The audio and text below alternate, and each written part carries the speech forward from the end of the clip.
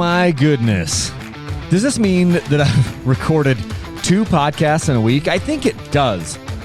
I'm not exactly sure how long it'll be until I release this podcast, but I just want to tell you that this is 2 days in a row that I've recorded a podcast, and I feel pretty good about that.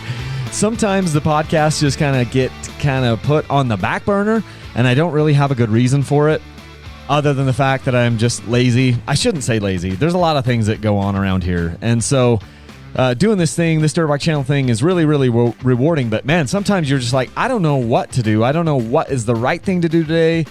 I talk about hey, what's a revenue generating activity? We talk about this, or some people talk about this. I've read about this in books. Like, you need to be doing, is this an RGA, like a revenue generating activity? And it's difficult to figure out what is a revenue generating activity in this line of, work that I've sort of created. Because most of what I do, I give away information. That's 99% of what it is giving people information for free. That is kind of what it's kind of worked out to be, which is kind of an interesting, position to be in. And so then it's like, well, what do I do today? What do I do to make sure that I'm generating revenue for in the future? So interesting. These are deep thoughts that I have with myself. I don't have sponsors for this podcast. It was one of the things that I thought I should probably do. I thought, hey, in order to make this thing and make it so that it's viable and sustainable for my family, I've got to have different revenue streams. YouTube ad revenue is one stream. Dirt Bike Channel Sweepstakes is another stream. Parts and affiliates links is another stream. Say Patreon is another stream. PayPal donations, that's another stream. So there's all these different things. And I was like, man, I should start the podcast, and then that can be a revenue stream. And maybe it will be eventually in the future. But as of right now, I haven't asked for haven't asked for advertisers. And so I sponsor these podcasts, which has been nice too, because then I don't feel like I have the pressure to put one out. I just do one when I want to. If you do want to support, though, one of the easiest ways for you to do that is to use my links for Rocky Mountain ATV. That's one of the places that I shop almost all of my dirt bike parts or tires or gear or whatever. I go to Rocky Mountain ATV, and if you do that, it would be really nice if you went to dirtbikechannel.com first and just clicked on any one of my links that takes you there. If you email me, I'll give you a link as well. And that's one of the best ways to support the podcast and the YouTube channel and all of this stuff that we have going on, because you're going to spend that money anyway. So that's the place that I'd like for you to do that. Also, rate and review the podcast. But let's jump into this thing. Today, I want to talk about my updated top 10 bikes of all time. So some of you might have seen this on the YouTube channel, but I know there's not a ton of overlap between the YouTube channel and the podcast. And the podcast is a way for me to, way for us to change the format and change how long we're talking about things and change the types of things that we talk about, because you've got just more time in a podcast. It's just more, more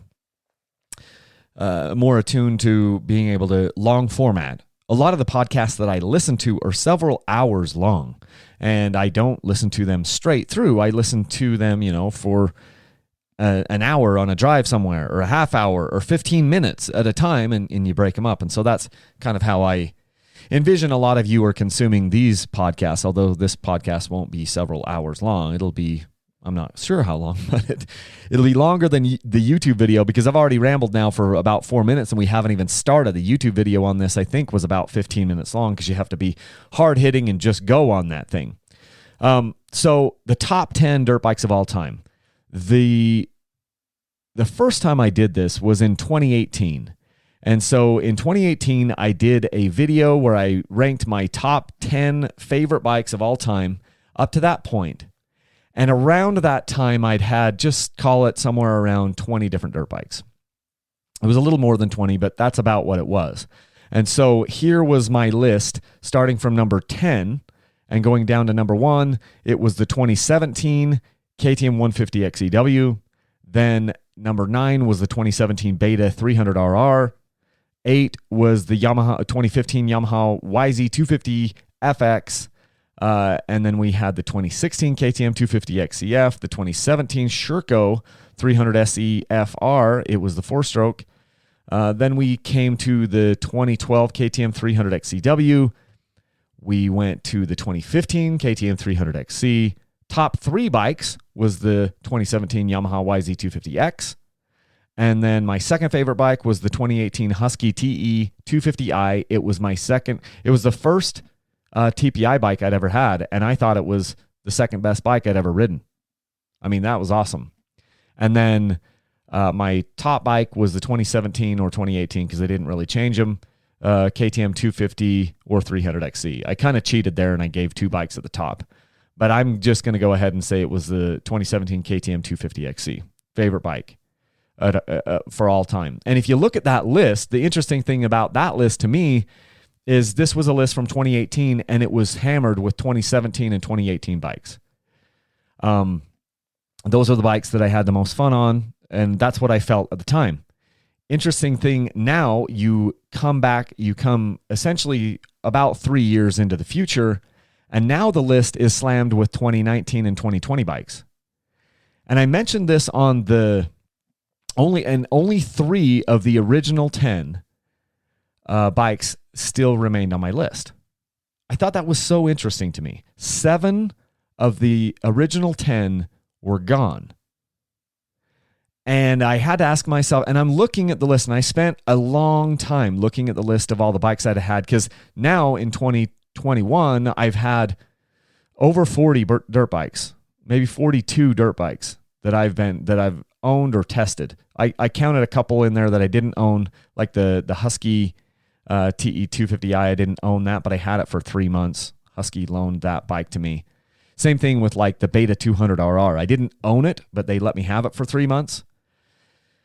And there's been about 40 of them. So in 3 years, I doubled the number of dirt bikes that I'd had, and 7 of the original 10 from my 2018 list are gone. I mean, just stop and think about that. And then I also think, well, in 2018, it was slammed with 2017 and 2018 bikes, so new bikes. And then in 2021, it slammed with 2020, mostly 2020. And, the oldest bike most of these bikes are 20s and 19s, and maybe even a couple 2021s, because they didn't really change them. So you could kind of swap those in there. But interesting. Is that because dirt bikes they continually improve? And I think they do. And I think that as they improve, I have more fun on the bikes. And it also could be some recency bias a little bit, because I was having a lot of fun back in 2015 on my 2015 KTM 300XC. It's why the bike made the list originally. But then when I look back on these motorcycles and think, well, which one did I have the most fun on, and which one would I want now? Which is my top 10, the older bikes just kind of fall off. Unless they did something for me really, really, really transformative, which some of them did, then I have to take them off my list. I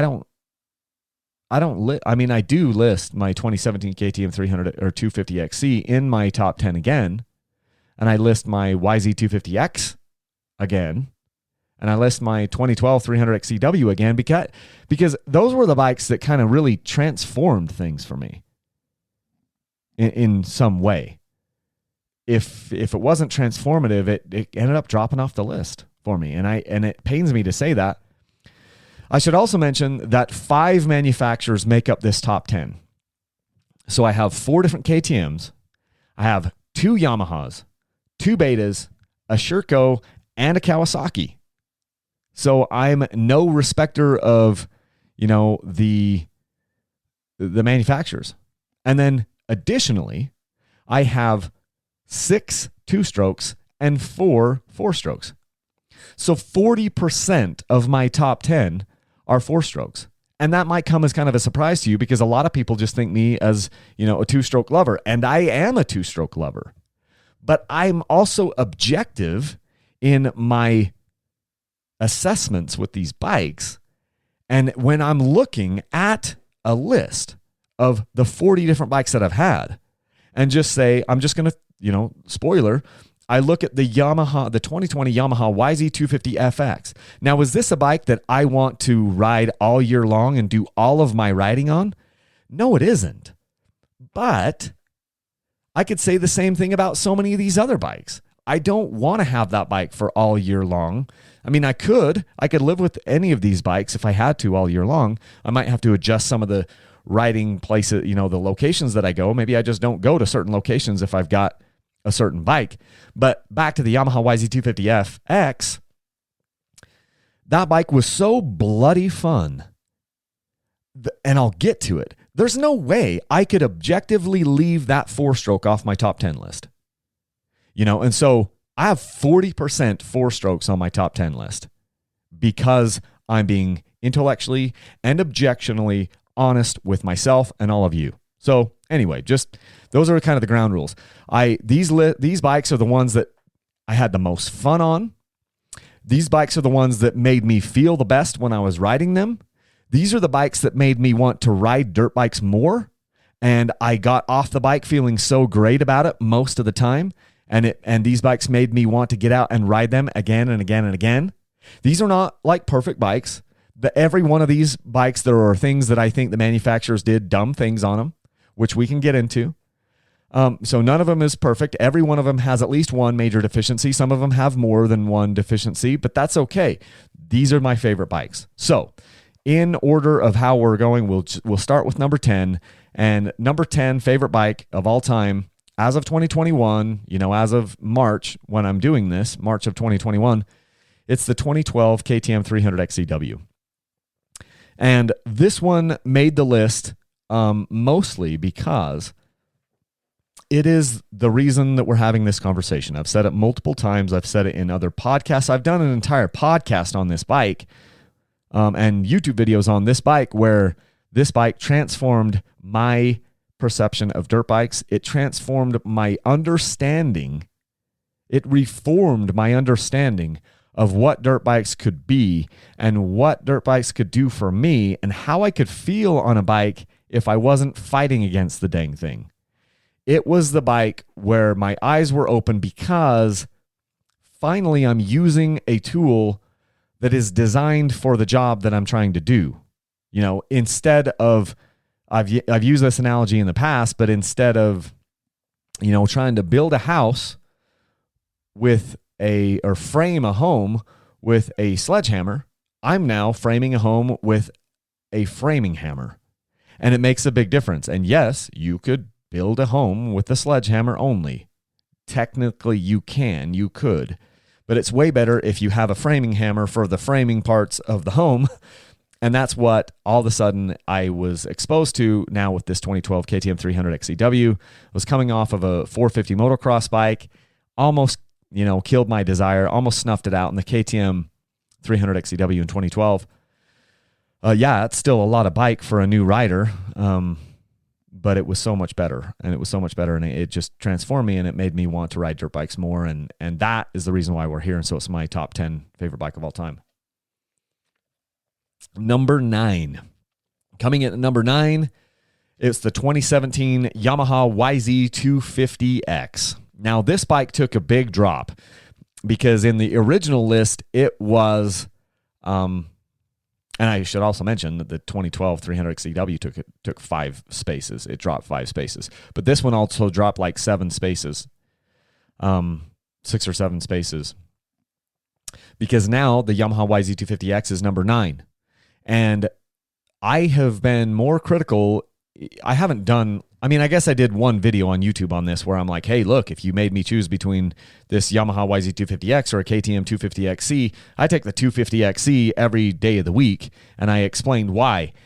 If I were to do the review on the YZ250X today, I would be much, much more critical of the bike because they haven't done anything to improve it since really 2006. It's just got the X model has slight variations of the motocross bike, and they haven't done anything with the motocross bike, like anything, since 2006. So it's a super old design. But yes, it was good at the time. It was very good at the time, and it's still good today. It's just it doesn't have electric start. It doesn't have an updated frame. It doesn't have a hydraulic clutch. It's as heavy in its form as some of these electric start bikes are, 15 years later. So it has some deficiencies, but it also has some things that it's just bang good on. And I couldn't leave it off the list in my top 10. It's still in my top 10. Even though I wouldn't buy one today, I don't want to buy one today. I had so much fun on it. Like I had to go back and look and even watch the review video that I did on the bike and how much praise I heaped on the thing. It didn't feel right to take it off the list because I'm going back and I'm saying, well, did I like this bike more than it? No. Did I like that bike more than it? No. And so it fell to number 9, but it didn't fall off the list. And that just is a testament to how good it was at the time and still is at the time now, and so much of my riding has gotten slower and more technical. And that's where that bike doesn't shine as well because it's got kind of weird, funky gearing. First gear is a little bit high. Yeah, you could put different sprockets on it to gear that down, but then you're bunching the gear. Gear ratios are getting close together, second gear, third gear, fourth gear, and it's got this weird gap in between gears.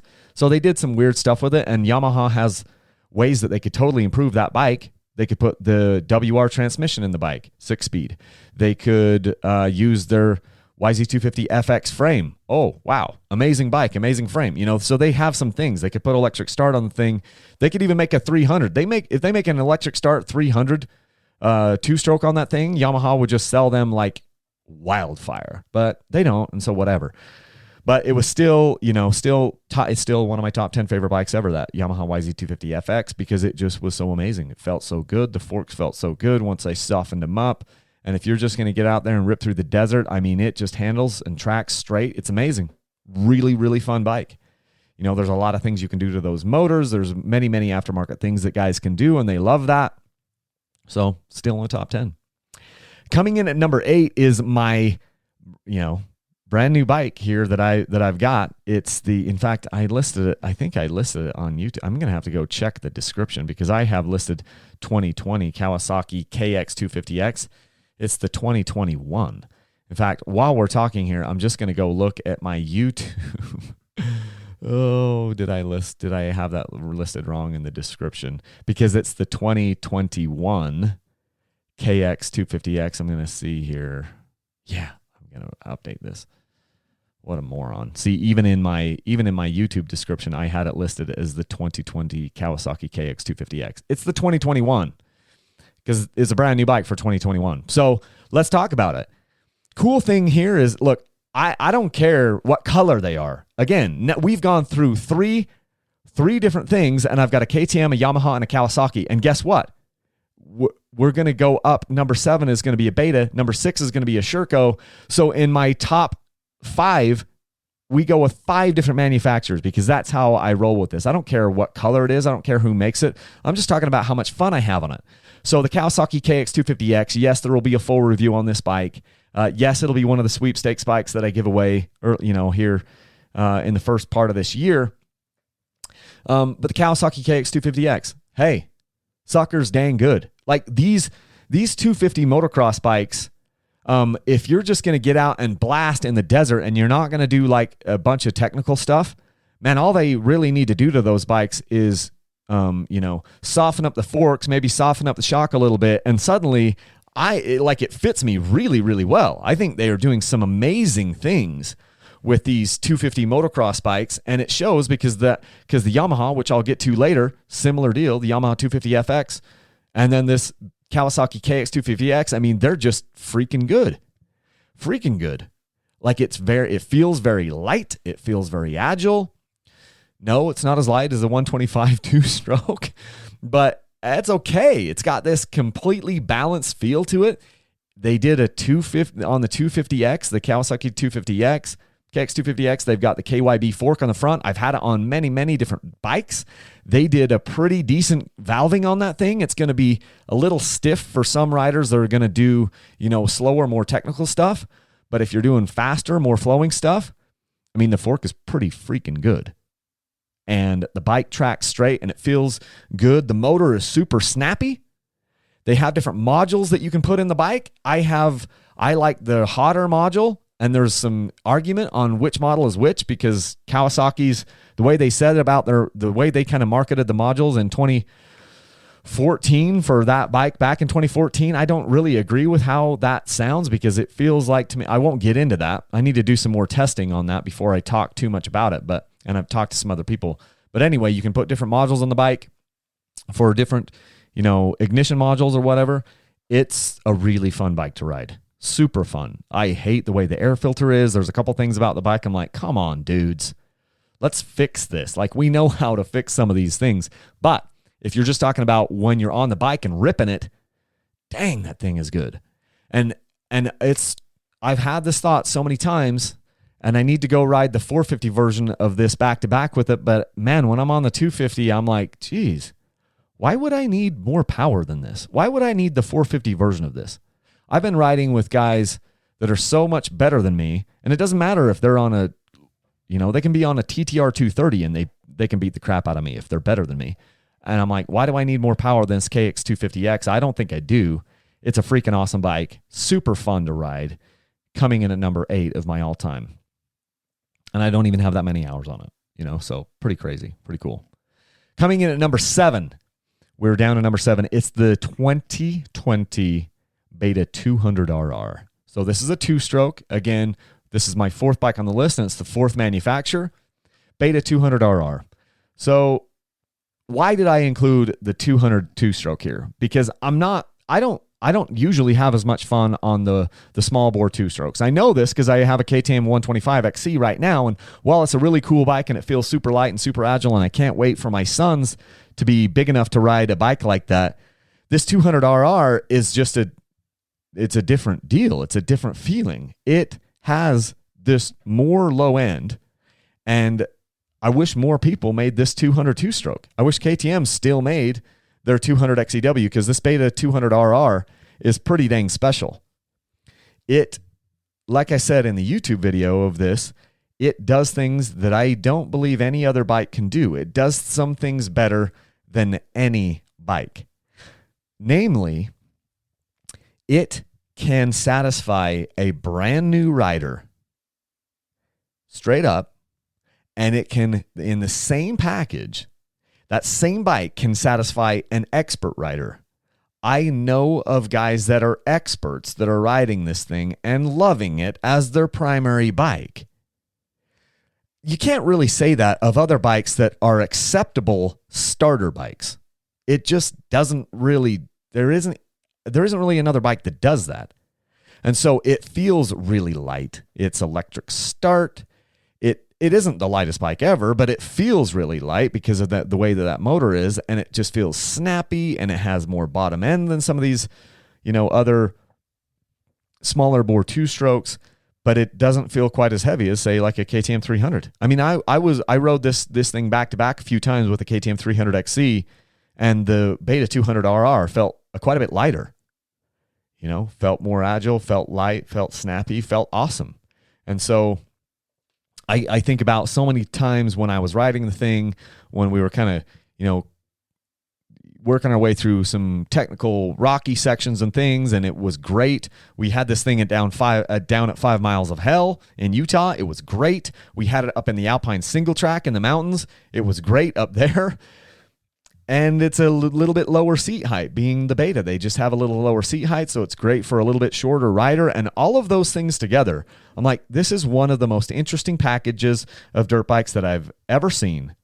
It's kind of an anomaly, and it comes in at my number 7 favorite bike of all time. Coming in at number 6, it was the 2020 Sherco 300 SEF. So the thing about the Sherco that made it so good and made it kind of make this list is the fact that it just is one of these 4-stroke mountain single track bikes that you can just kind of get into and dig. The motor maybe wasn't the snappiest motor that I've ever been on, but it is a bike that just made you go forward and made you continue to go forward at a fast pace. It was never going to blow me away. The 2020 Sherco 300 SEF was never going to just like blow me away and make me just launch through things. But it had this quality about the bike that would just stay, and the 4-strokes do this. They just kind of stay planted and stay stable and stay in one direction. And then the way that they have the motor on the Sherco 300 4-stroke it just sort of has this gentleness to it where it has a little bit more low end. It doesn't stall quite as easily, and it just kind of tractors through things. It's really, really amazing. And I wish that more manufacturers would make a 300 four-stroke because it's just that good. So flipping good. And then on the front fork, they went with the Kawasaki Triple S fork. They valved it pretty decently. Again, it's a little stiff for the super more hard enduro stuff, but if the speeds are a little bit faster, second gear, third gear, the fork is very good. I softened the fork up all the way as far as on the compression, and then I had a ton of fun on the thing. It's one of the heavier bikes that I've had recently as far as on the scale, but it doesn't feel heavy when you're riding it, and it can just get out there and rip and shred. And riding with my sons in the mountains, I loved these four-strokes. I loved this Sherco 300. It just felt really, really good for mountain single track. Very light, very agile, and I had a ton of fun on the bike. And so it, couldn't keep it off my list. It comes in at number 6 on my all-time favorite bike list. Coming in at number 5 is the 2019 Beta 390RR Race Edition. This bike was, at the time, it was my favorite four-stroke ever. And it's splitting hairs with the one that I'm listing just in front of it. And I'll explain why I have one bike just barely in front of it. But I will say, also, in the Beta's favor, if you made me pick one four-stroke for all year round, I'd take the Beta 390. And it surprised me so much because I wasn't, the standard thing is, Kyle, you're not going to like this bike because A, it's a four-stroke, and B, it's a big bore four-stroke. It's, I don't love usually the bikes that is the ones that are over 250 four-strokes, at least for the type of riding that I'm doing currently. But this Beta 390RR really just made me rethink that, because it wasn't like a motor that is just stalls really easily. It was like this gentle giant thing, and it never felt like you were going to win a drag race or anything, but the way it delivered power was so just friendly. And it doesn't matter if if the bike feels good, if it feels good and the power comes on, in a linear fashion, and you can move fast. Like on any of these bikes, you can get out and move. And the 390 could get out and move, but it also didn't just kind of like eat you up and wear you out when you were going in the slower, a little bit more technical stuff. And so, like, if I was going to ride one bike all year long and it had to be a four-stroke, I think I would take the Beta 390RR. And in 2019, the race edition forks were probably, at that time, and maybe even now, it'd be interesting to go ride one back-to-back, but they were probably the best forks I'd ever ridden out of the box. They were Sachs forks, Sachs 48 millimeter, closed cartridge forks. I said in the YouTube version of this, I don't care what it says on the side of these forks. I don't care if it says KYB, Sachs, WP, Showa. I don't really care. I just want to see how the forks react on the trails where I'm riding. Can they absorb the rocks? Can they absorb the bumps? Can they absorb the drops? Is it harsh? Does it deflect? And this fork didn't do any of those bad things. It just did all the good things, and I loved it. So much confidence in that front fork. And then in 2020, won't go there, but the race edition valving was horrible. That's another video or another podcast altogether. I've done a podcast on that when I talked about the 2020 Beta 300RR race edition, but not talking about that bike now. We're talking about number 5 favorite bike of all time, 2019 Beta 390RR race edition. Awesome bike. Absolutely loved it. Coming in at number 4 is my 2020 Yamaha YZ250FX. So you ask, well, why did the Yamaha just kind of edge out the 2019 Beta 390RR when you said that you'd want to ride the Beta all year long? The Beta 390 all year long. So then how can you say that you like the Yamaha better? Well, here's why I can do it. The reason why I put it just a hair's width in front of the Beta is because when I'm riding one of these 2020 YZ250FXs, I'm having so much fun and I'm just giggling basically nonstop. And it's giving me more confidence in corners than any other bike ever. I mean, just stop and think about that. The 2020 Yamaha YZ250FX corners better, I can say it straight up, than the bikes that are ahead of it on the list. It just does. It gives me more confidence coming into corners, in the middle of corners, coming out of corners. It gives me more confidence to go off of a big drop. It gives me more confidence to go off of a big jump. I just know what it's going to do. It doesn't do anything weird. It doesn't kick. It doesn't just give me confidence. That's what it does.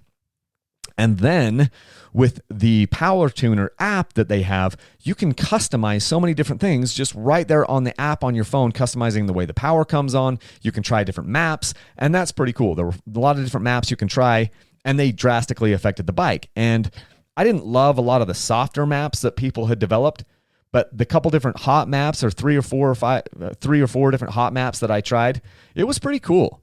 And I know it's something that I wish more manufacturers would do. I wish KTM would do this with their 4-strokes and the 2-strokes. Give us a flipping app that, we can do with our phone and tune with our phones. Kawasaki, do that. In order to do it with the Kawasaki, to really customize it, you got to buy their super expensive, power tuner tool or whatever they call it. I can't remember what they call it, but it's $600 or $700. With the Yamaha, it's the bike has a Wi-Fi connection, and you connect your phone to it. You download the app, and you can change different things with it. It's just awesome. And so that bike was just, I edged it right ahead, just barely ahead of the 2019 Beta 390RR Race Edition because of the way it made me feel.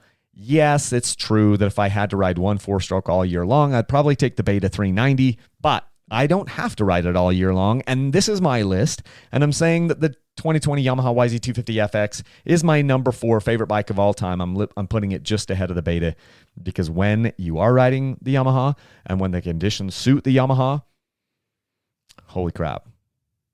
That's all I have to say. Holy crap. Okay, moving on. So number 3 of my favorite bikes of all time is the 2017 KTM 250XC. So 2017 was like a really super huge year for the KTM 2-strokes. I'll remind you what was happening. In 2017, they counterbalanced the motors and made them completely smooth. They changed the position of the starter motor, which was a much better design, so it didn't, you couldn't get like so much dirt and crap and build up inside the starter motor. It's in the right place. It wasn't going to get smashed when you tip the bike over. They also changed the frame, totally updated frame, more in line with their motocross bikes, what they had been doing the year before. They gave you the air fork on the front, which made the bike feel light and agile. Obviously, some people are not into the air fork, but I do like the adjustability of it. And so there were a lot of things happening with that bike. But the reason why I list it, I just say it was the 250XC. The 300XC was also amazing that year in 2017. But I'm going to talk about, I just dropped the 300XC off because the 250XC I found out that it spoke to my soul better. What I decided to do that year was I had a 300XC, and then I'm like, hey, what if I bought a 250XC and compared the two to see which one I liked better? And over time, after a year, I could definitively say I liked the 250XC better for most of my riding, because the 250 version can do the nasty and technical stuff. It's not quite as adept at the nasty and technical stuff as the 300, but I think it's more fun and more playful when you're in second gear, third gear, fourth gear. So the only time that I think that the 300 has an advantage over the 250 is when I'm in first gear. The rest of the time, second gear, third gear, fourth gear, I'd rather be on a 250. And so I list the 2017 KTM 250XC as my third favorite bike of all time.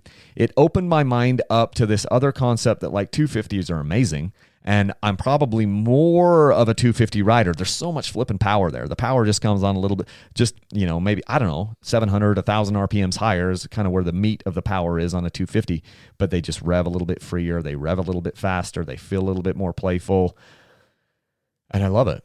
I love the way they feel. And so the bike had all these changes to it, these awesome motor changes, suspension, frame changes, and everything. And then I kind of opened my eyes to the 250 side of things, and dang, it's number 3 all time. Okay, coming in at number 2 all time is the 2020 or 2021 because they didn't change it, but I'm just going to call it the 2020 KTM 300 XCW. So in 2020, KTM quietly made several changes to the XCW line that were subtle changes that made a big deal. Number 1, they changed the frame geometry. I don't even know what they did, but I could tell you I rode the 2019 bike and I rode the 2020 bike.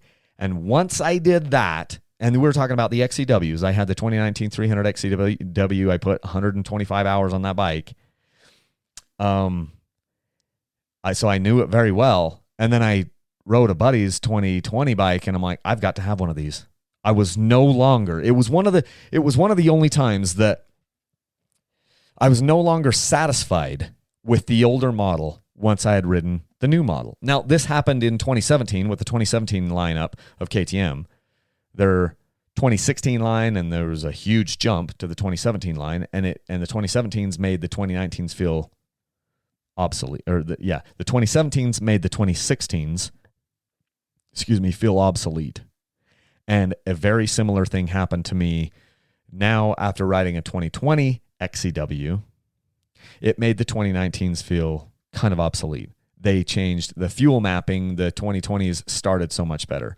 They changed the geometry of the front end. So now the bike didn't have like a stink bug or high rear end feeling. The bike didn't feel like it wanted to knife. Like the front corner didn't really want to feel like it was going to knife under you when you were doing corners and turns. Updated the valving in the front fork, and it just started to like soak everything up even better. If you're going to do hard enduro type stuff, and it's going to be slower, nasty, first gear, second gear type stuff, there is no better bike than the 300 XCW. Like the KTM TE250i is also extremely good. The Gas in 2021 is extremely good. I haven't ridden one yet, but I've been hearing really good things about that. The nice thing about the XCW, this is where it's got the PDS suspension, where you don't have a linkage down there to hang up on things. And if you're going to be slamming and splattering into rocks and splattering into logs and stuff, there's nothing there to get hung up. And I'm just going to say it, dudes. When I've got both of these bikes set up properly for my weight with the right amount of sag, and even if I'm out in the desert going through whoops, I've got a KTM 300 XCW and I've got a KTM 250XE. The 250XE has the linkage. I can't tell the difference in the way that those whoops feel from one bike to the other on the rear end. I can feel the differences in the front end, but I can't tell the difference between, the PDS and the linkage out doing the type of riding that I'm doing. Maybe if you were riding motocross all the time, maybe you'd be able to feel that. Maybe it would be way better. But if you're just going to be riding trails and off-road like I'm doing, I am no longer willing to sit here and say that the PDS is inferior. I don't think it's inferior. It has some certain advantages, and I list the 2020 KTM 300 XCW as my second favorite bike of all time because I just can't find many deficiencies on it. Yes, I don't like how it's easy to puncture the radiator hoses when tipping the bike over in just a certain, special way. We've covered that before. I don't like how it doesn't have a capacitor in the bike stock where it won't start on a dead battery, won't bump start on a dead battery. I don't like that. I don't like the way the rear fender setup works. There's several things that I can nitpick, which I have on the full reviews and things. But I mean, if I'm just saying what's my, favorite bikes of all time now, that number 2 is the 2020 KTM 300 XCW. And the 2021 didn't change anything other than some of the aesthetics on the colors on the plastic.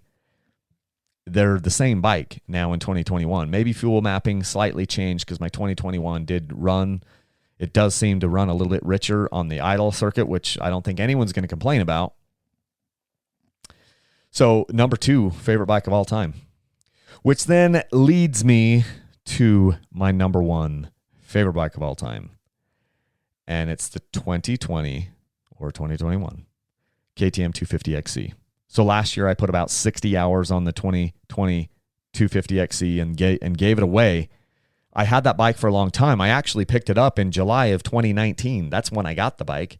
And then I gave it away in December. I mean, it didn't actually leave my house until February, but or end of January. But I had that bike for a long time, so I had it for a year and a half. And I didn't get that many hours on it. 60 hours in a year and a half is not a lot, but I cycled through many, many, many other bikes during that time. And I can't tell you how many times I went out for a ride and I wanted to take the 250XC, but didn't feel like I could because I had to ride, say, my YZ250FX or the Beta 390 RR Race Edition or the Sherco 300 SEF or the Beta 200 RR or the Kawasaki 250X.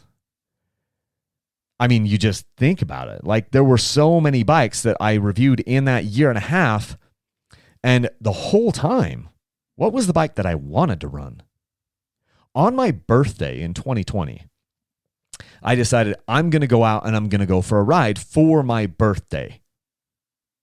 And I had all these different bikes to choose from. And I had other bikes that would make more sense that I'm like, I should ride this other bike because I need to get some content on this bike or whatever for a certain reason. But I didn't.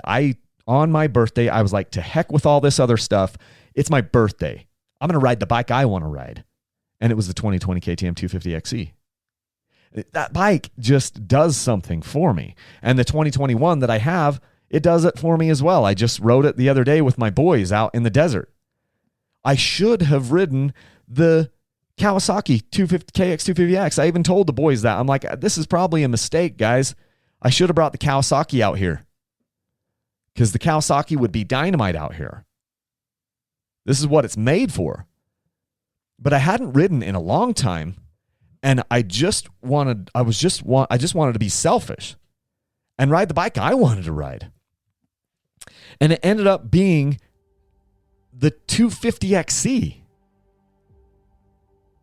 And I ask you, like, why is that?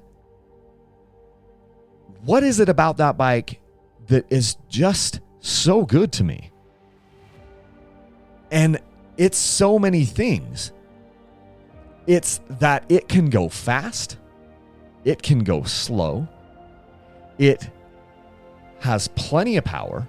I sit there and I laugh sometimes when I'm on that bike. Like, when you're on a bike like that and you're going up a hill and you're in second gear and you shift into third gear and get on it, and the front wheel starts to just float up on you, and it comes up into the high RPMs, and then the wheel sits down, and then you grab one more gear, you hit fourth, and you dump that clutch and roll the throttle, and it lifts the wheel again while you're going up a hill, and now you're in fourth gear. You're doing like 50 up this trail, and the wheel is floating up off the ground in fourth gear. Like, you can't buy that. Like, that's something that just, it's so incredible. And then you're on a bike also that, okay, we just blitz, up a hill, fourth gear, loft on the wheel, and then you're also on a bike that can do the nasty technical stuff. And if you get into a rock garden or whatever first gear, you don't have to worry because you're on a bike that has enough low end grunt that it can just tractor through it. It can do it. And so for me, if I'm going to pick the perfect ride, it's going to have a little bit of everything. It's going to have a little bit of nasty stuff. It's going to have an obstacle here or there that is going to give people pause. And it's also going to have some sections where you just click up into the gears and you're moving. You're cruising. Now I'm describing my perfect trail ride. And on that perfect trail ride, the perfect bike to have, in my opinion, is a KTM 250XC. It can do the fast stuff, it can do the slow stuff, it can do the nasty stuff, and it can get out there and boogie. It can do all of those things. It's the master. It's a jack of all trades. Maybe it's a master of none, but it's my favorite bike. And that's my story, and I'm sticking with it. So 2020 KTM 250XC, favorite bike of all time. That's what I think, Love that bike. Love, love, love it. And I want to have one in my shop so that I can do those rides where I'm just like, hey, this one's for me. This one isn't for Dirt Bike Channel. This one isn't for, testing. Obviously, I'll do videos on it and I'll do reviews on it, but That's my happy place. When I'm on that bike, that's when I have my happy place. Love it, love it, love it. So there's my top 10. Again, number 10 is the 2012 KTM 300XCW. Number 9 is the 2017 Yamaha YZ250X.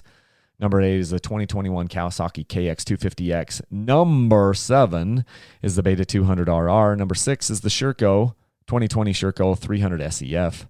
Number 5 is the 2019 Beta 390RR. Number 4 is the 2020 Yamaha YZ250FX. Number 3, 2017 KTM 250XC. Number 2, 2020 KTM 300XCW. And number 1 favorite bike of all time is the 2020 KTM 250XC. So that is the podcast for today. Again, hey, you want to support Dirt Bike Channel? One of the easiest and best ways you can do it is by using my links for companies like Rocky Mountain ATV, Amazon, and Motorsport. You can find them over on my website, dirtbikechannel.com. Yeah, I've also got some shirts, t-shirts, and tie-downs, and hats, and hoodies, and fender straps, and things over on my website, dirtbikechannel.com. You can go over there and check out some of the things we've got. That's a pretty cool way to support us. Keep in mind that every couple times a year we do a Dirt Bike Channel sweepstakes where I give bikes away to people. Stay tuned for that stuff. Visit the website, dirtbikechannel.com, during those times. The next one that we'll be doing should start on April 30th of this year, 2021. It'll go for about 60 days until June 30th. That's the plan. So, okay. That's what I've got for you guys. Hopefully everyone has a wonderful, wonderful day, and want you guys to leave a single track. Thank you.